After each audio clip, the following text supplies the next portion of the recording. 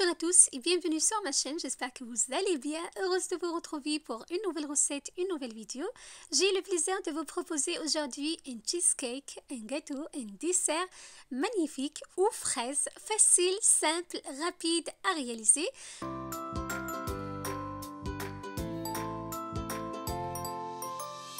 Un cheesecake composé d'une génoise, d'une mousse aux fraises et des fraises fraîches. Voilà, donc c'est une recette vraiment excellente et facile à réaliser. Je répète, elle est très facile. Voilà, donc pour plus de détails, je vous invite à regarder l'intégralité de ma vidéo pour bien refaire la recette chez vous. Si vous êtes là pour la première fois, je vous invite vraiment à vous abonner, de liker, de partager et surtout d'activer la cloche pour ne pas rater aucune de mes prochaines vidéos. Je partage régulièrement. Voilà, donc commençons la recette par la première étape, la préparation de ma génoise. Voilà, donc pour cela, j'aurai besoin de 2 œufs, 60 g de sucre en poudre, 60 g de farine, j'ai utilisé de farine sans gluten. Voilà, j'ai essence fraise ici, voilà, donc pour avoir plus de goût de fraise dans mon cheesecake et de zeste de citron vert. Dans un saladier, je verse de l'eau chaude. Je mets un autre saladier. Voilà, comme vous voyez, donc l'image est très claire. Je casse mes 2 œufs dans le saladier. Cette technique va me permettre de battre facilement et d'avoir donc un mélange bien mousseux rapidement. Voilà, donc je vous partage toujours des techniques dans mes vidéos. Dans chaque vidéo, j'essaie de vous proposer, de vous partager des techniques qui vont vous aider pour bien préparer vos recettes. Voilà, à l'aide de mon batteur électrique, je battrai bien les œufs et le sucre jusqu'à ce que le mélange blanchisse, augmente de volume et surtout forme le fameux ruban. Voici 3 critères qui sont indispensables pour avoir une génoise aérienne, une génoise hyper moelleuse. Voilà, donc il faut que votre préparation blanchisse, augmente de volume et forme un ruban.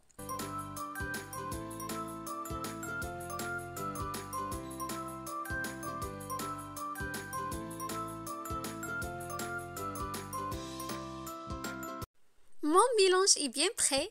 Comme vous voyez, il a blanchi. Il forme le fameux ruban.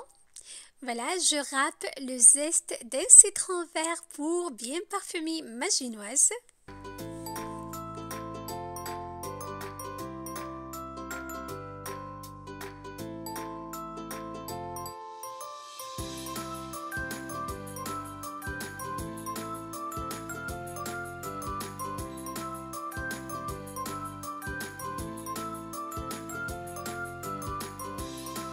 J'ajoute par la suite une cuillère à café d'essence fraise. Voilà, pour plus de goût de fraise dans ma recette, dans ma génoise. C'est facultatif, mais je vous conseille de le rajouter pour avoir plus de parfum, plus de goût de fraise dans la recette.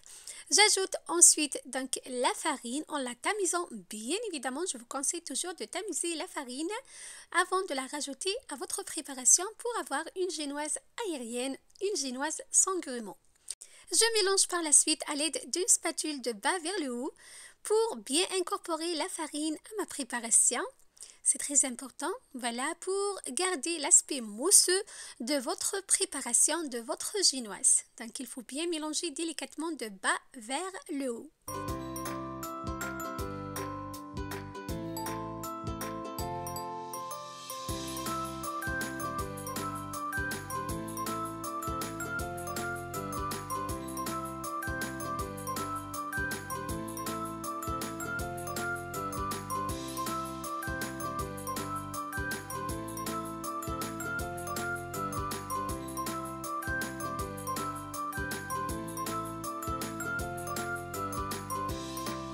Je verse par la suite ma préparation dans un moule de 18 cm beurré et fariné.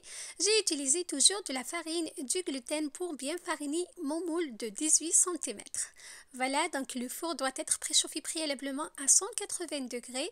On va enfourner notre génoise, donc un quart d'heure, 20 minutes. Il faut bien surveiller la cuisson. Voilà, donc 15 minutes normalement c'est suffisant, c'est en fonction de votre four. Il faut tapoter le moule contre le plan de travail pour chasser les bulles d'air et pour donc homogénéiser la pâte ou bien la préparation dans le moule. Voilà. Voilà ma chinoise, après un quart d'heure au four, elle est bien dorée, elle est prête, elle est bien cuite. Voilà, je laisse complètement refroidir dans le four avant le démoulage. Voilà, donc le fait de la laisser refroidir dans le four, elle va garder, donc comme vous voyez, sa forme. Regardez, elle est vraiment magnifique et excellente. Une chinoise sans gluten que vous pouvez même réaliser pour d'autres recettes, pour les gâteaux d'anniversaire par exemple. Voilà, elle est magnifique, elle est hyper moelleuse et vous pouvez la parfumer avec le parfum que vous souhaitez bien évidemment. Voilà, donc ma chinoise est complètement froide. Je la coupe par la suite en deux. Voilà, donc deux parties. Vous allez voir.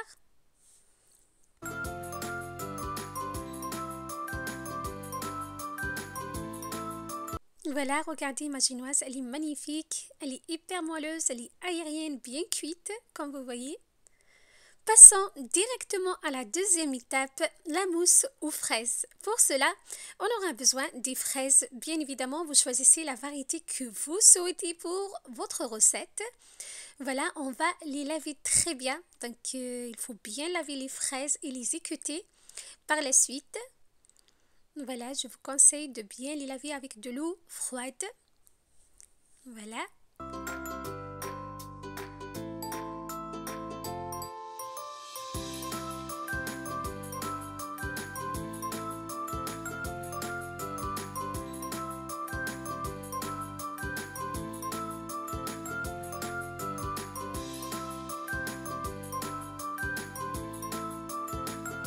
Je garde les fraises qui sont de la même taille pour le tour de moule. Vous allez voir tout ça tout à l'heure. Et les autres, donc on va les couper en morceaux pour les incorporer à notre crème. Donc on va réaliser une crème aux fraises. Vous allez voir tout. Je vous conseille de suivre la recette jusqu'à la fin et de regarder l'intégralité de la vidéo. C'est très important de voir tous les détails et suivre tous les conseils pour bien réussir la recette chez vous. Je vous donne tout et je vous partage tout en détail.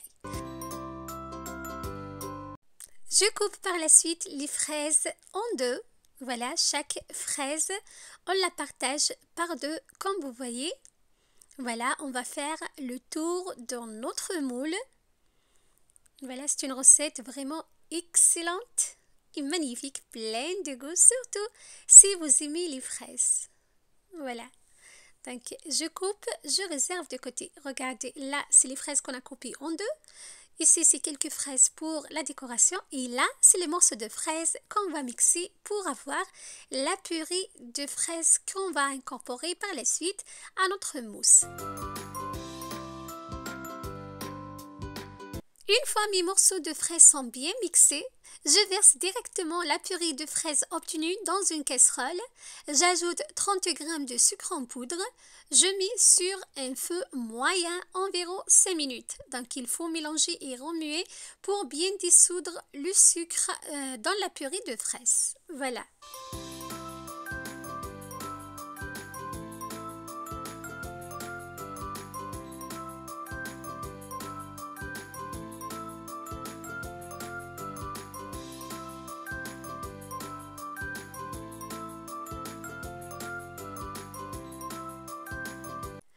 Entre-temps, j'ai trempé 4 feuilles de gélatine dans de l'eau très froide. J'ai utilisé de la gélatine bovine pour ma recette.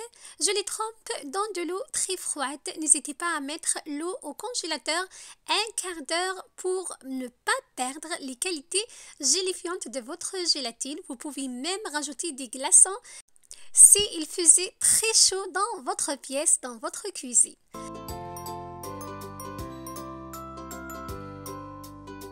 Après 5 minutes, je retire le coulis de fraises de feu, donc le mélange sucre et purée de fraises qui a passé 5 minutes sur le feu.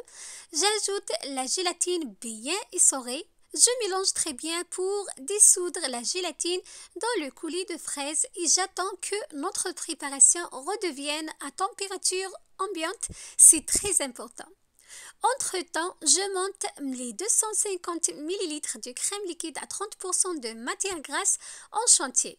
Donc, il faut bien utiliser de la crème liquide entière, au minimum 30% de matière grasse pour la recette. Il faut qu'elle soit très froide. Une fois ma crème chantier est prête, j'ajoute le coulis aux fraises et la gélatine. Voilà, donc il faut le rajouter à température ambiante, c'est très important. Il ne faut pas incorporer le coulis de fraises et la gélatine tel qu'il est chaud à la préparation, donc crème chantier, vous allez la rater. Donc je vous conseille d'attendre jusqu'à ce que le mélange ou bien le coulis aux fraises redevienne à température ambiante pour l'incorporer à la crème chantier. Je mélange très bien à l'aide de ma spatule de bas vers le haut, comme vous voyez, pour bien incorporer les deux préparations l'une à l'autre. Voilà, donc tous les détails, tous les conseils sont importants. Surtout si vous êtes débutant, donc je vous partage toujours en détail. Si vous faites la recette pour la première fois, vous allez vraiment la réussir. Si vous suivez les détails et les conseils, bien évidemment. Donc, je mélange très bien. Passons à la troisième étape, montage et décoration. Voilà donc ma génoise que j'ai coupée par deux. Je pose la première partie dans une assiette. Voilà, j'ai utilisé un cercle pour bien faire mon dessert, mon cheesecake. Vous pouvez utiliser un moule à charnière, bien évidemment. J'imbibe par la suite la génoise avec un sirop de fraise, donc sirop d'imbibage. Il suffit juste de mélanger 2 cuillères à soupe de confiture de fraise avec un jus d'un citron ou bien un demi-citron, c'est en fonction du goût, et un peu d'eau. Voilà, vous portez le tout à ébullition. Et vous laissez complètement refroidir pour bien imbiber vos génoises. Voilà, donc ensuite, je dispose les moitiés de fraises comme vous voyez.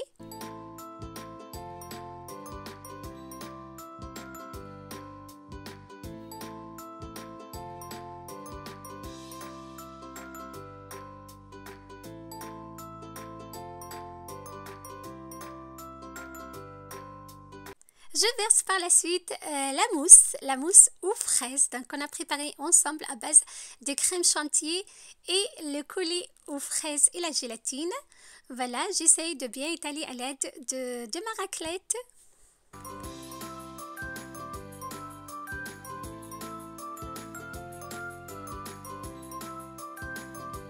Je pose par la suite la deuxième partie de génoise comme ceci. Voilà, essayez de bien mettre la génoise à l'intérieur. Comme vous voyez, donc l'image est très claire. Voilà, appuyez légèrement avec les mains. Voilà, pour que votre génoise soit très bien en contact avec la mousse. J'imbibe à nouveau, donc ma deuxième génoise avec le reste de sirop d'imbibage. J'ajoute le reste de la crème ou bien de la mousse aux fraises. J'étale très bien avec ma raclette. Voilà, vous pouvez utiliser une spatule, bien évidemment, pour bien répartir la mousse sur la génoise.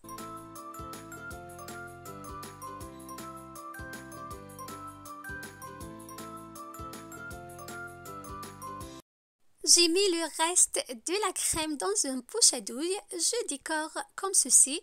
Donc, c'est vraiment facultatif. Mais je trouve ça trop beau. J'ai fini ma décoration avec des fraises que j'ai coupées. Voilà, et des fleurs de jardin. Donc j'adore décorer mes cheesecakes, mes gâteaux avec des fleurs de mon jardin. Voilà, ainsi que des feuilles de menthe. Voilà, donc j'ai laissé mon cheesecake au minimum 2 heures au frais. L'idéal de le préparer la veille pour le lendemain. Voilà mon cheesecake. Le lendemain, je l'ai démoulé, je l'ai décoré Il est vraiment magnifique. La crème se tient vraiment très bien.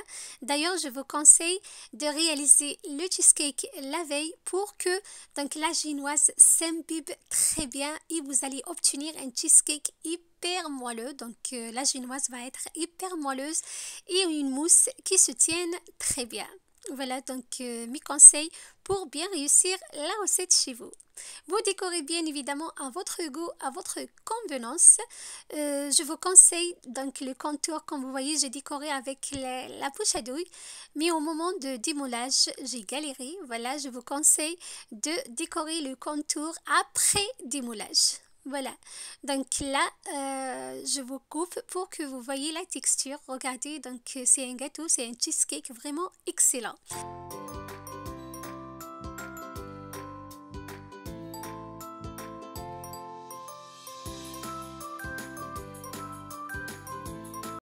Voilà, c'était ma recette pour vous. Aujourd'hui, je vous ai proposé en détail un cheesecake aux fraises facile et rapide à réaliser et surtout sans gluten.